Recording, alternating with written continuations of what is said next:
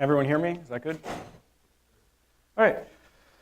So as Tom said, I'm Elaad, Applebaum, and I'm working with Alison Brooks at Rutgers, and I will be the Blue Waters Fellow for the next year.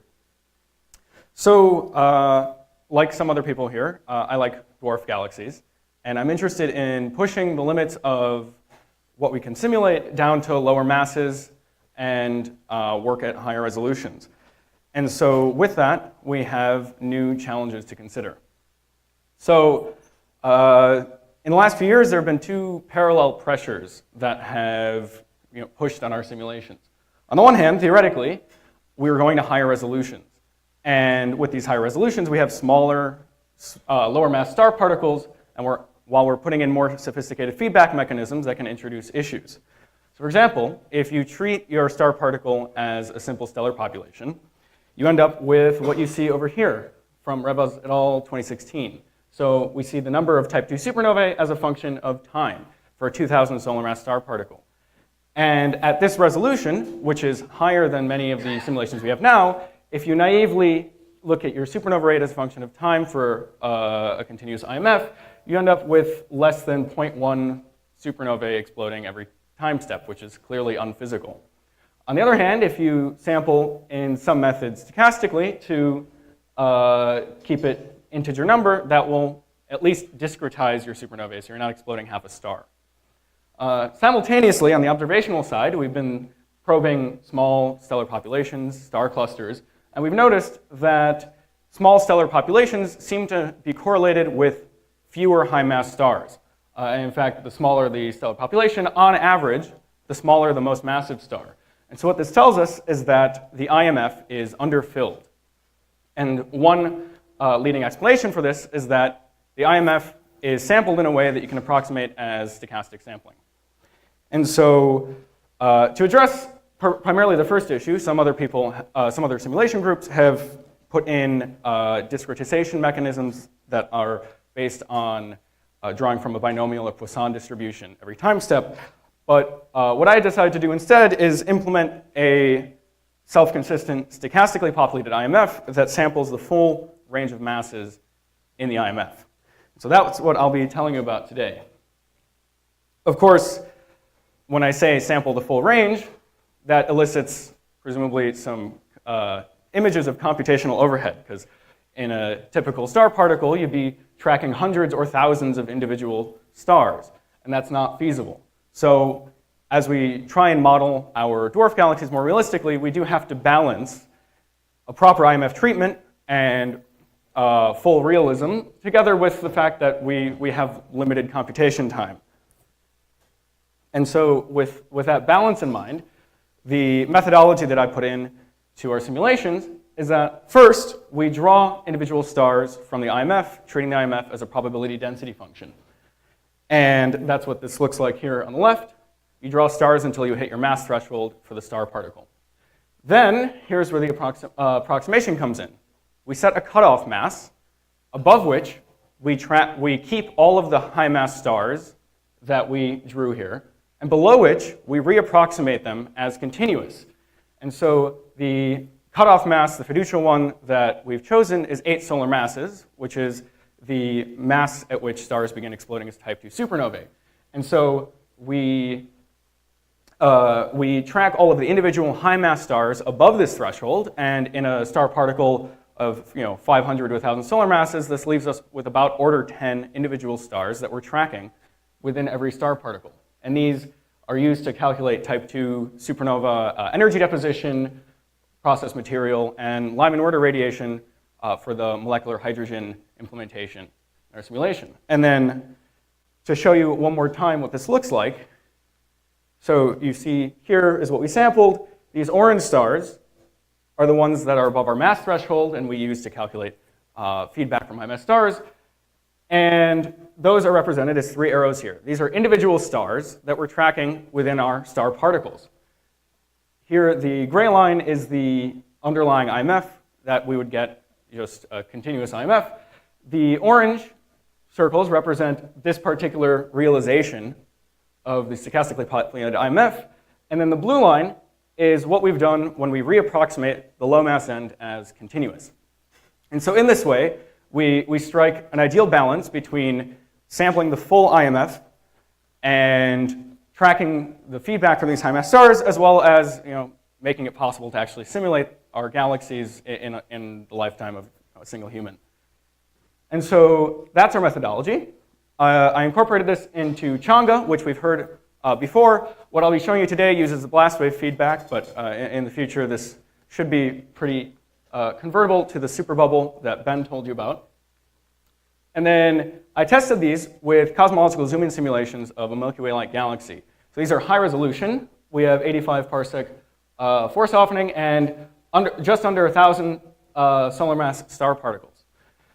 Now, because this is high resolution and expensive, these were run to just after the end of reionization, at which point the dwarf galaxies where we expect this to have the most impact have formed the majority or all of their stars. And then this also leaves us 90 galaxies in our sample. So let's move on and see what we see. On the left-hand side, we have the cumulative stellar mass function. And what we see is that at above about 10 to the 5 in stellar mass, everything is converged. But below, all of a sudden, we have what seems to be smaller galaxies. And this is actually, this 10 to the 5 mark is what Monte Carlo realizations in previous works have suggested would be the point at which the IMF is converged. On the right-hand side, what I've done is I've taken corresponding halos from the two runs. Just to be explicit, one run is the regular continuous IMF, and the other run is the stochastically populated IMF I put in. That's the only difference. And galaxies that formed in corresponding halos are the same galaxy with the two different prescriptions. What we see is that at the low mass end here, uniformly, the stochastically populated IMF leads to smaller galaxies. And the question then is why? So one way of getting at the root of this question is looking at the burstiness of the supernova rate. So defining a burstiness parameter that ranges from -1 to 1 based on the ratio of the standard deviation to the mean of the supernova rate, we see that across the board, stochastic IMF leads to a burstier supernova rate. And this is this dominates over any stochasticity put in just by whether stars form or not. And here, the color bar tells you how far above or below the mass of the continuous IMF you got in a stochastic IMF. So below a dark matter mass of about 10 to the 8.5, looking at the color bar, that's the scale at which stochastic IMF leads to a reduction in stellar mass. And so this, what happens is the Burstier supernova feedback is more effective at driving out gas. And so to prove that to you, what I've done is to get finer time resolution, I ran an isolated 10 to the 9 solar mass dwarf, non-cosmological. And what we see here is phase diagram, temperature, density. And until stars form about 360 million years, these are exactly the same as they should be. And then on the left, we have a stochastic IMF. On the right, we have a non-stochastic IMF. And what happens is that fewer gas particles can cool to temperatures where they can form stars. Now, what I'm looking at actually is down here, we have nothing, whereas we have suddenly a large population of gas particles that have cooled in the non-stochastic IMF. And if you look closely, you can actually see individual wiggles here corresponding to supernovae exploding and then not exploding in the stochastic IMF as opposed to the continuous injection of the non-stochastic IMF, of a continuous IMF.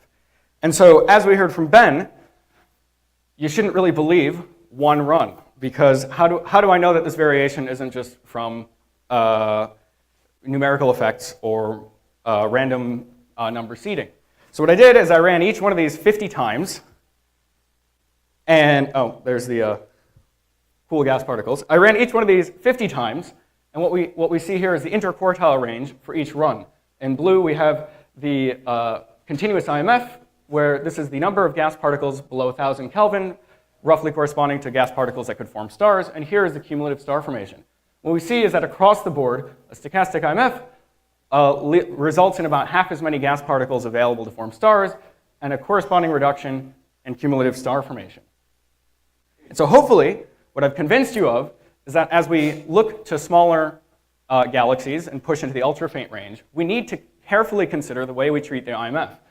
And so with that in mind, I've implemented a stochastically populated IMF in Chang'e that tracks individual high-mass stars within a star particle.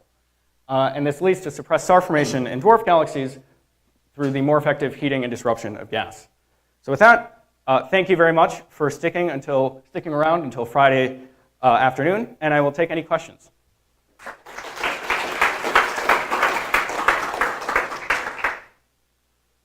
Thank you, Elaad. Any questions? Okay, Ben.